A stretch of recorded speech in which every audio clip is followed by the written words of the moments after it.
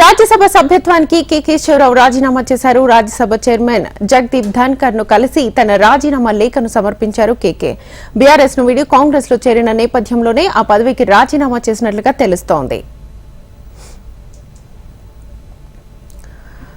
రాజ్యసభ సభ్యత్వానికి కేకే రాజీనామా చేశారు. ఈ అంశానికి సంబంధించి ఫుల్ డీటెయిల్స్ మా ప్రతినిధి శిరీష్ ను అడిగి తెలుసుకుందాం. శిరీష్, శ్వేత, నిన్న కాంగ్రెస్ పార్టీలో మల్లికార్జున ఖర్గే సమక్షంలో అధికారికంగా జాయిన్ అయ్యారు కేకే.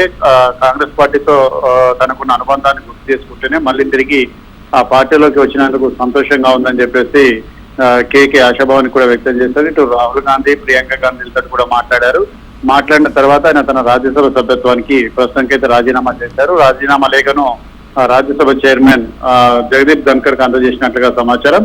అయితే ఆ రాజీనామాను ఆమోదించిన తర్వాత 6 నెలల్లోపు ఖాళీ అయిన రాజ్యసభ స్థానానికి ఎన్నికలు జరుగుతాయి. ప్రస్తుతం తెలంగాణలో ఉన్న మెజార్టీ ప్రకారం అధికార కాంగ్రెస్ పార్టీకి ఎక్కువ మెజార్టీ అనేది కూడా ఉంది కాబట్టి ఆ ఖాళీ అయిన స్థానం నుంచి మళ్ళీ కేకే నిలబడితే ఆయన కాంగ్రెస్ పార్టీ తరఫున ఈజీగా విజయం సాధించడం అనేది ఖాయం కాబట్టి ఈ మేరకు నిర్ణయం తీసుకున్నట్లుగా కూడా తెలుస్తుంది. అయితే కాంగ్రెస్ పార్టీ తిరిగి కేకే ఖాళీ చేసిన స్థానాన్ని ఆయనకే కేటాయించేందుకు ఒప్పుకున్నారా లేదనే దాని గురించి స్పష్టత అయితే లేదు. కాకపోతే ప్రియాంక గాంధీ ఫోన్ చేసి హామీ ఇచ్చారు. రాహుల్ గాంధీ కూడా నిన్న ఖర్గే నివాసంలో అన్ని విధాలుగా చూసుకుంటామని చెప్పి హామీ ఇచ్చారని చెప్పి చెప్తున్నారు.